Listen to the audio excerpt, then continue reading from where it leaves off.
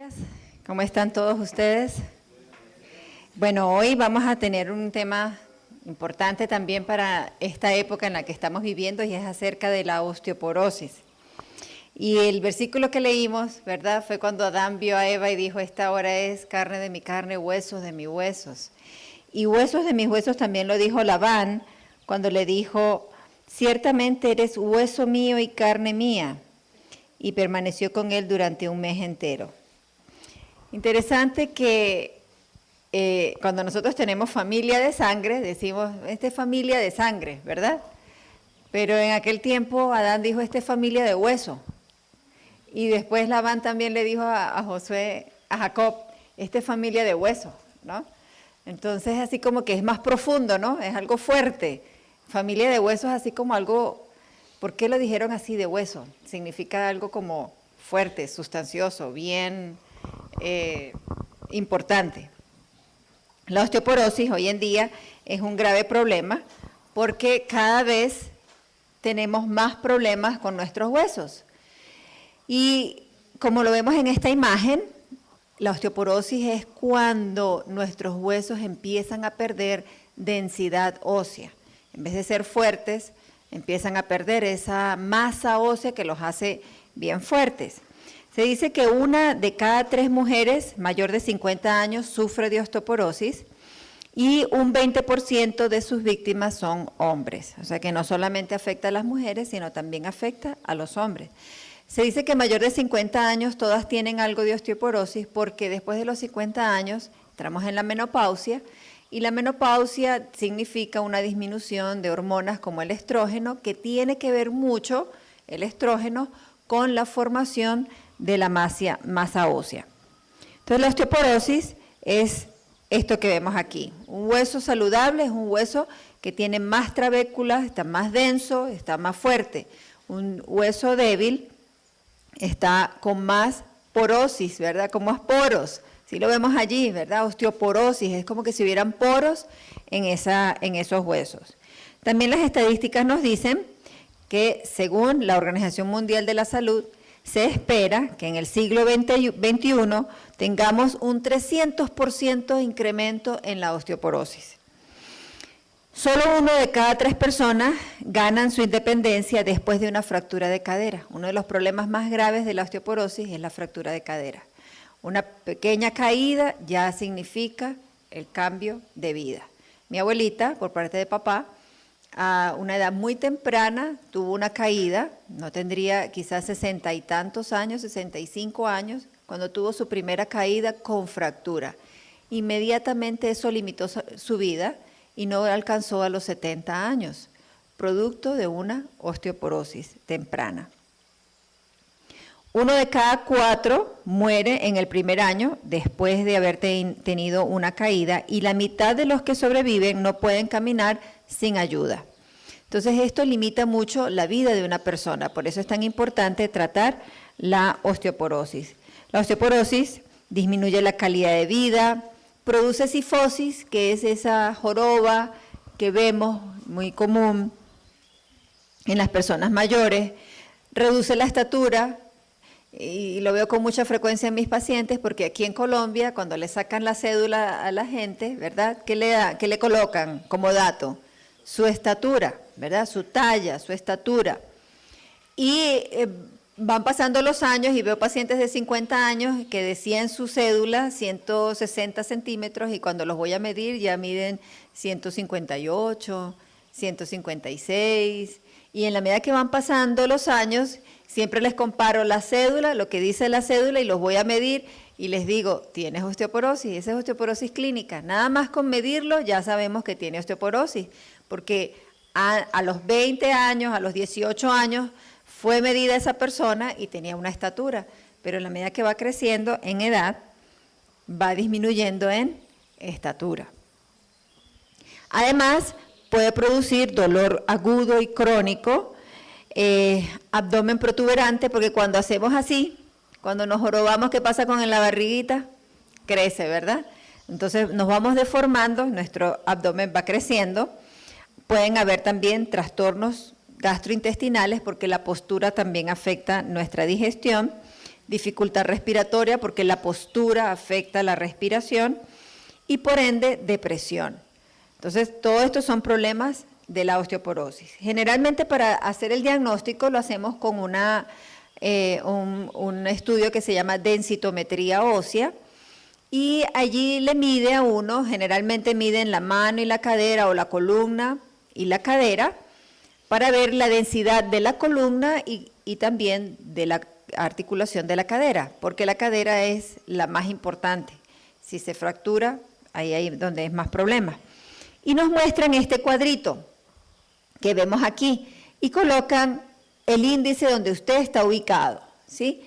Generalmente estas dos bandas que están aquí en primer lugar es donde todos deberíamos estar, en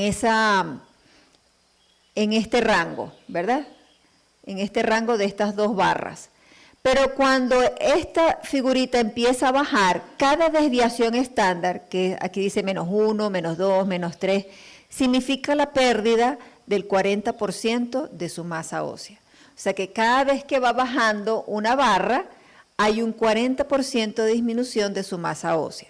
Eso es lo que significa esta figurita. Por eso uno generalmente lo que ve es la figura y dónde estás ubicado, ¿no? Toda persona joven generalmente está en la primera banda, pero en la medida que van pasando los años, esta figurita va a ir decreciendo. Cuando ya estamos en amarillo, ya estamos en osteoporosis. Antes de la osteoporosis hay osteopenia, que es un estadio previo a la osteoporosis. Ahora, muchas personas dicen que, o piensan que los huesos son, una vez que se forman, así se quedan. Es como que si fueran órganos inertes, o sea que se formaron y ahí se quedaron, pero no, los huesos están constantemente en recambio, constantemente en crecimiento o decrecimiento, ¿sí? O se empieza a construir o se va deconstruyendo. Los primeros 30 años de vida, y por eso todo joven debe escuchar esto, son los determinantes de nuestra masa ósea. Si usted en los primeros 30 años de vida hizo suficiente ejercicio, usted no va a sufrir de osteoporosis. Si tuvo una buena alimentación, tampoco va a sufrir de osteoporosis, porque usted formó sus huesos en los primeros 30 años. Después de los primeros 30 años de vida, empieza a decrecer nuestra masa ósea. ¿Quiénes desarrollan osteoporosis y de qué depende eso? Depende de la velocidad con que mis huesos empiecen a desmineralizarse. Entonces, cada persona va a tener una velocidad de desmineralización.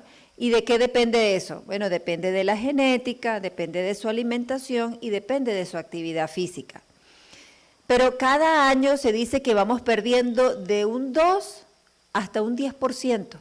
Eso es bastante, ¿sí? Y va a depender de esos factores que les acabo de mencionar. Por eso el hermano Bay dice que la enfermedad es un esfuerzo de la naturaleza para librar al organismo de las condiciones resultantes de una violación de las leyes de la salud. Y quiero mencionar esta cita porque depende mucho la desmineralización ósea de la salud que yo tenga. Si yo tengo problemas digestivos, si tengo diarreas crónicas, tengo más osteoporosis. Ustedes saben que perdemos parte del calcio a través de las heces. Así que un movimiento intestinal, una persona que sufra constantemente de diarreas por problemas de salud, puede estar también perdiendo su masa ósea. Una persona que esté consumiendo café todos los días, y ahora vamos a ver las causas de la osteoporosis, está perdiendo su masa ósea. Y el cuerpo empieza entonces a demostrar síntomas, y esos síntomas son para que nosotros prendamos las alarmas de que algo está pasando y necesito cambiar. Ahora, ¿cómo se desarrolla la osteoporosis? Decíamos que los primeros 30 años son las etapas de la vida donde nosotros estamos formando nuestra masa ósea. O sea que diríamos que hasta acá estamos en formación. Aquí se le dice tallo verde.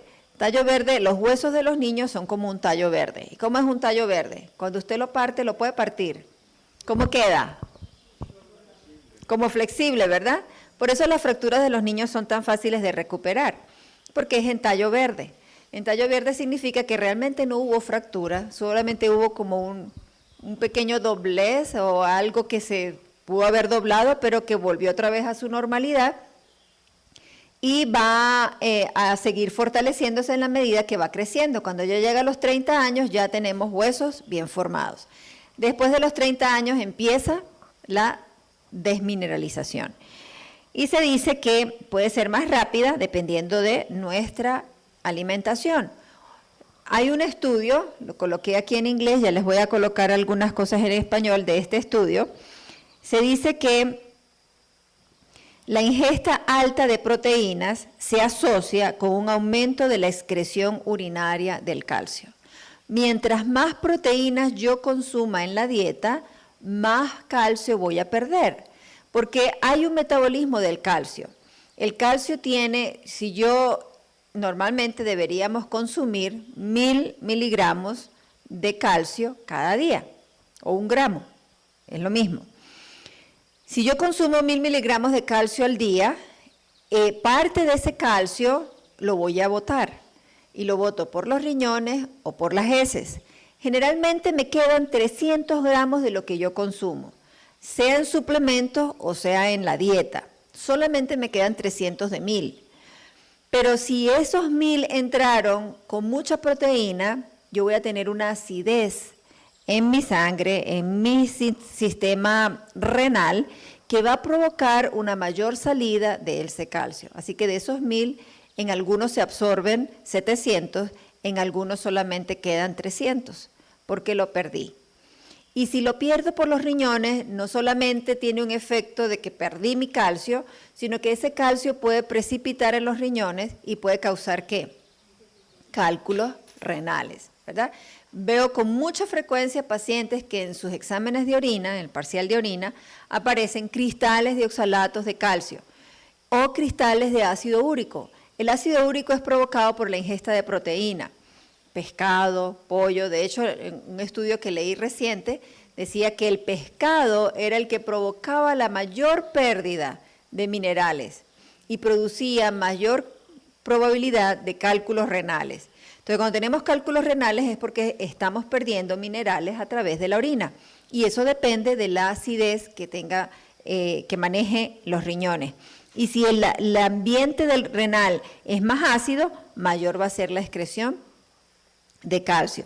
Entonces aquí dice, mientras que el efecto de la ingesta de proteínas en la salud ósea general sigue siendo controvertido, una ingesta mayor de proteínas, especialmente animales, se relacionó con una mayor tasa de pérdida ósea y el aumento del riesgo de fracturas de cadera y antebrazo en mujeres. La excreción ácida neta renal, que es el NAE, también se correlaciona inversamente con el cambio en la densidad mineral ósea.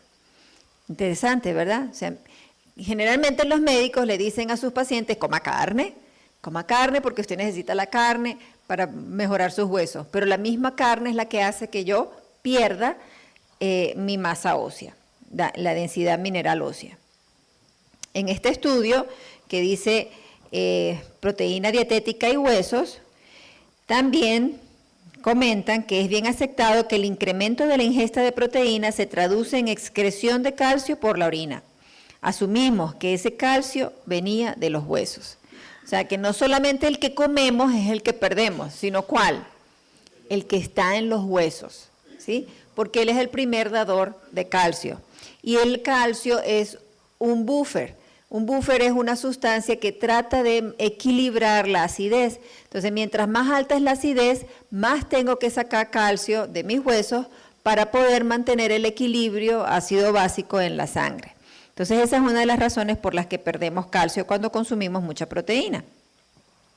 Este estudio lo conseguí hoy y dice la ingesta de leche y el riesgo de mortalidad y fracturas en mujeres y hombres. La leche es otro elemento importante en el desarrollo de la osteoporosis. A veces hemos pensado que consumir leche, como tiene calcio, es muy bueno para los huesos. De hecho, las mujeres embarazadas son las que más consumen leche, pensando en el calcio, ¿verdad? Y las mujeres menopáusicas también consumen mucha leche porque piensan que la leche es una buena fuente de calcio. Este estudio demuestra cómo es más bien un riesgo el consumo excesivo de leche, ¿no? Y dice esto, Un alto consumo de leche podría tener efectos indeseables porque la leche es el principal fuente dietética de D-galactosa. Ese es un azúcar. La evidencia experimental en varias especies animales indica que la exposición crónica a la D-galactosa, que es el azúcar de la leche de vaca, es perjudicial para la salud y la adición de D-galactosa en la dieta es un factor de envejecimiento establecido. O sea que la leche no solamente afecta la salud, sino que también nos envejece. Dice también que incluso una dosis baja puede inducir cambios que se asemejen al envejecimiento natural en animales, incluso menor tiempo de vida causado por estrés oxidativo, inflamación crónica, neurodegeneración, disminución de respuesta inmune y cambios transcripciones de genes. Entonces vemos todos los efectos que puede tener la leche en nuestro cuerpo. Este mismo estudio sigue diciendo, el alto contenido de lactosa en la leche, debido al alto contenido de lactosa en la leche, planteamos la hipótesis de que un alto consumo de leche puede aumentar el estrés oxidativo, lo que a su vez afecta el riesgo de mortalidad y fracturas. Estudio de metaanálisis de cohortes para la asociación entre la ingesta de lácteos en relación con la mortalidad y fracturas. En estos días estaba haciendo unas lecturas de algunos estudios y me encontré con un síndrome nuevo que nunca lo había escuchado. Y este síndrome se llama síndrome de leche y alcalinos. Y así se llama el síndrome. Es una enfermedad provocada por la ingesta excesiva de calcio, que puede estar dada por la leche, dice que se ve más en mujeres menopáusicas, pero no solamente leche, sino suplementos de carbonato de calcio. Muchas personas piden, como eso se creó como un programa desde un principio que empezamos a tener problemas con la osteoporosis, porque la osteoporosis es una enfermedad prácticamente nueva de nuestra era. Cuando se empezó a tener problemas con la osteoporosis y como los huesos se relacionan al calcio, entonces los médicos empezaron a suplementar con calcio y vitamina D, porque la vitamina D es importante para la absorción de calcio. Así que muchas personas comenzaron a consumir calcio y nosotros somos de la mentalidad de que si poquito es bueno, más es mejor, ¿verdad? Sí han escuchado eso, ¿verdad? Si de poquito es bueno, más es mejor. Entonces, no se conformaron con 600 miligramos, sino que entonces 1000, 1500, y los suplementos de 1500 miligramos de calcio son bastante altos. Y si son de carbonato, porque hay suplementos diferentes, hay citrato de calcio y hay carbonato de calcio, entre los suplementos los más comunes que usamos para tratar la osteoporosis. Y el carbonato del calcio está relacionado a este síndrome. O sea que consumir suplementos de carbonato de calcio me puede llevar al síndrome de leche y alcalinos. Y eso hace que en vez de obtener mayor densidad ósea, lo que sucede es que pierdo más densidad ósea. Entonces, muchos pacientes, y todavía está como suplemento, van a la consulta y dicen, por favor, póngame el calcio ahí, métame el calcio en los suplementos, deme calcio para mis huesos. Pero esa no es la solución. El carbonato de calcio no es el mejor suplemento de calcio. Hay necesidad de calcio en algunas personas y usamos preferiblemente citrato de calcio, pero eso no es el calcio que más se consigue comercialmente. Por eso debemos estar muy seguros de conseguir el citrato de calcio. Ahora es interesante con esto del calcio, porque cuando hacemos una comparación de las leches, estamos hablando del síndrome de leche y alcalinos, fíjense aquí este cuadro. Tenemos por una porción de leche, que son 240 cc, ya sea leche de vaca, la que está ahí 2%, o leche de soya, obtenemos de la leche de vaca 3 gramos de grasa saturada, en cambio en la leche de soya 0.5. De azúcar, 11 gramos en la leche de vaca, 2 gramos en la leche de soya. Calcio, cada una nos da un 30% de la necesidad de calcio diaria. Así que es una buena fuente de calcio. Vitamina D, la leche de vaca solo aporta 25 y la leche de soya 30. Colesterol, nada en la leche de soya, 20 en la leche de vaca. Y a la omega 3 son los ácidos grasos ricos en omega 3, que son importantísimos para nuestro cerebro. La leche de soya nos aporta 300 gramos, en cambio la leche de vaca 20. Entonces vemos que hay una gran ventaja en el consumo de la leche de soya. Y por eso el gobierno canadiense retiró la leche de vaca de su programa de nutrición o de requerimientos nutricionales diarios. Ellos la sacaron en el 2017, el gobierno canadiense dijo que la leche de vaca no era un alimento apropiado para la población. Interesante, ¿verdad? Que ya ahora los gobiernos, por lo menos este comenzó, Canadá, y este fue uno de los artículos porque esta foto fue extraída de un periódico canadiense donde los ganaderos estaban muy preocupados porque el gobierno canadiense estaba retirando la leche como un alimento importante. Entonces, bueno, con eso quería comenzar esta charla de la osteoporosis, ¿sí? Vamos a ver si termino, ya me queda poco tiempo. En este estudio, Anales de Medicina Interna, se dice que no se recomienda suplementar en las mujeres menopáusicas. O sea, siempre pensamos, no hay que dar suplementos, hay que darle calcio, hay que darle minerales, pero no. Necesitamos vitamina D, la podemos obtener del sol, pero si no la obtenemos del sol tenemos que suplementar con vitamina D.